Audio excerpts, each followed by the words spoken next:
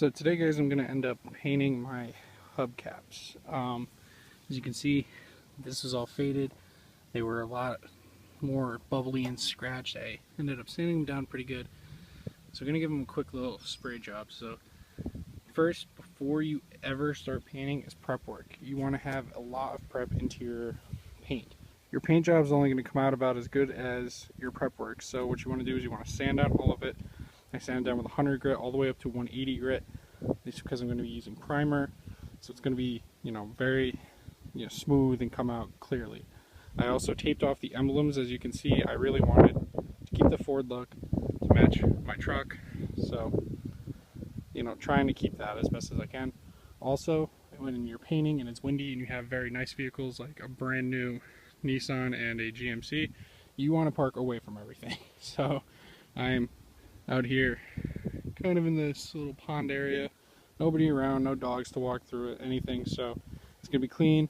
Just paint it on and we'll be good to go. So after you sand it, you get everything sanded down, you're gonna want to start with primer. So my choice of primer, I'm just using a simple Rustox metal primer. I don't know if it's gonna focus or not. It's not, whatever. So shake very thoroughly. I've been shaking for about 3 or 4 minutes now. And what you want to do is you just want to spray on very, very light coats.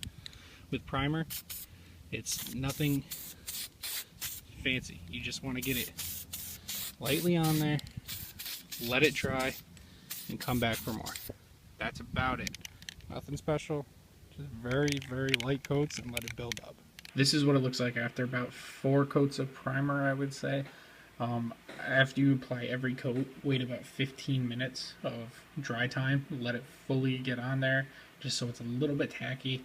And then you want to come back and hit it with another coat. This will fill in all these scratches and all the abrasions if it's not perfectly smooth, and fill out any details, like as you can see with the center part that was definitely really worn. So make sure that you wait and you get enough coats of primer, and then after this we're going to go on to the paint stage.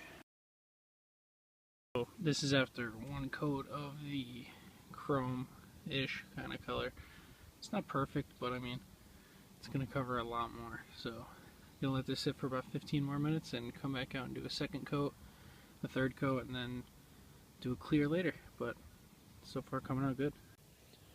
So I was going to call this project a failure because last night I had these out drying in my driveway, as you can see here.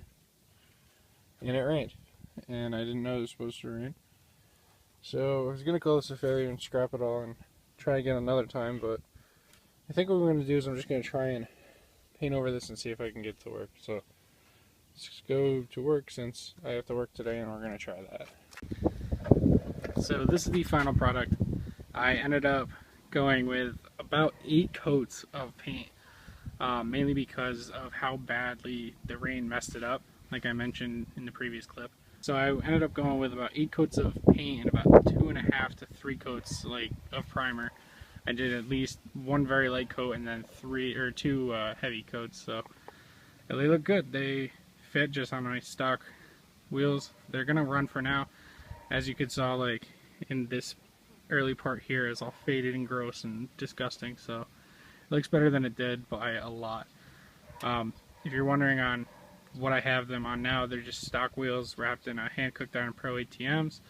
Great tread, not really anything crazy for what you get. Super deep, good tread, kind of aggressive, but good for street and nice and quiet. So that's kind of how you quickly fix it. It's not going to be permanent. I am going to shoot for wheels and tires at some point soon, so look forward to that. So I'll see you guys in the next one.